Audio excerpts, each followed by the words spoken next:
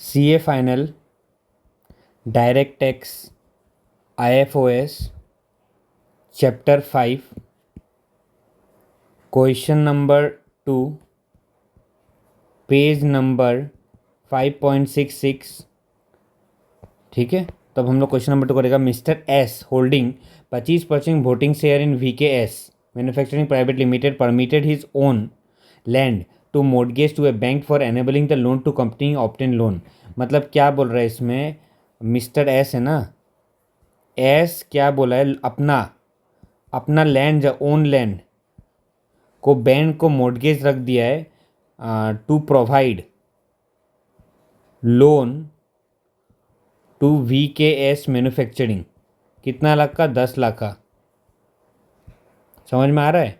मतलब mister S अपना land company के लिए गिरवी रख दिया, कंपनी को लोन दिलाने के लिए गिरवी रख दिया, वो बोल रहे हैं। मतलब कंपनी के लिए, कंपनी का ऊपर एहसान किया है कोई। ठीक है, कंपनी का ऊपर एहसान किया है। तो देखो, mister S requested the company to release the, mister S बोला हमारा प्रॉपर्टी को तुम हटा के दो जो मॉर्टगेज में लगा हुआ है। तो the company fail to do so, company नहीं कर पाया उसको। 10 लाख का लोन नहीं दिया था, सॉरी, ये 10 लाख का नहीं है, कोई एक अमाउंट होगा लोन का। ठीक है, वो तो कंपनी नहीं हटा सका। तो कंपनी क्या but the retaining the benefit of the bank loan it gave advance, वो एडवांस दे दिया मिस्टर एस को। वो क्या बोला, तुम एक काम करो, 10 लाख का एडवांस रख लो, उसको यूज़ करो। ठीक है, which was authorize by passing board resolution. Board resolution director लोग पास करके उसको 10 लाख एडवांस दे दिया। बोला अभी तो हम मॉर्टगेज तुम्हारा नहीं हटा सक रहा है, तुम एक बार एडवांस 10 लाख, क्या पता 1 करोड़ का प्रॉपर्टी हो, 10 लाख का एडवांस देके रख लिया। ठीक है, the company accumulated profit on the date of payment of, जिस दिन एडवांस दिया रहा उस दिन एक्यूमुलेटेड प्रॉफिट कंपनी का 50 लाख था। The assessing officer proposes to treat the amount of 10 lakh as deem dividend. क्या अंडर सेक्शन 222E क्या ये सही है? नो, ये डीम डिविडेंड नहीं होगा। देखो, हम जब आपको 222E पढ़ाया था, मतलब इसका समझाया था इलास्ट्रेशन 2 में। ठीक है, इलास्ट्रेशन 2 में पूरा एक्सप्लेन किया हुआ, वहाँ जाकर देख लो।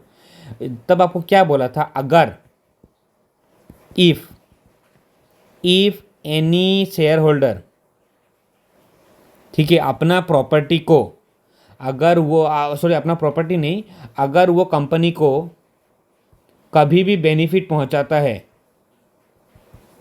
ठीक है, इन पास्ट, तो उसका वो बेनिफिट के लिए कंपनी उसको आपका लोन या फिर एडवांस दे सकता है। उसको हम लोग अंडर सेक्शन 22E का अंदर, ये है ना, हाँ, इसका अंदर डीम डिविडेंड नहीं मानेगा। ठीक है, क्योंकि देखो ये 222E क्या बोलता है, अगर कोई आदमी, कोई शेयर होल्डर 25%, 10% से ज़्यादा, ग्रेटर देन 10% से ज़्यादा शेयर रखता है कोई कंपनी में, और वो प्राइवेट लिमिटेड कंपनी है, पब्लिक नहीं है। देखो, प्राइवेट लिमिटेड कंपनियाँ दिया हुआ है, वो पब्लिक नहीं, प्राइवेट लिमिटेड। अगर वो यदि वो अपना शेयर होल्डर को कोई भी लोन या फिर एडवांस देता है, तो वो क्या हो जाएगा, वो हम लोग को डीम डिविडेंड मानना पड़ेगा।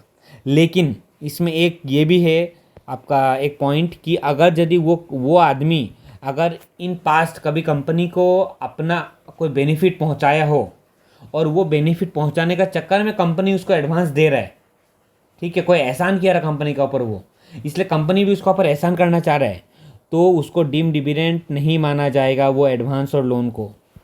यही है ये पॉइंट पूरा का पूरा, इसमें लिखा हुआ है। ठीक है, APL income must be constructed to means those advance or loans which a shareholder enjoys simply on account of being a person beneficial owner of the shares। Last में क्या बोला है, इन सच केस लोन और advance is given to such share holder as a consequence of any further consideration receive from such share holder which is beneficial to the company. Such advance और loan cannot be deem dividend in the act में उसको deem dividend हम लोग नहीं मानेगा।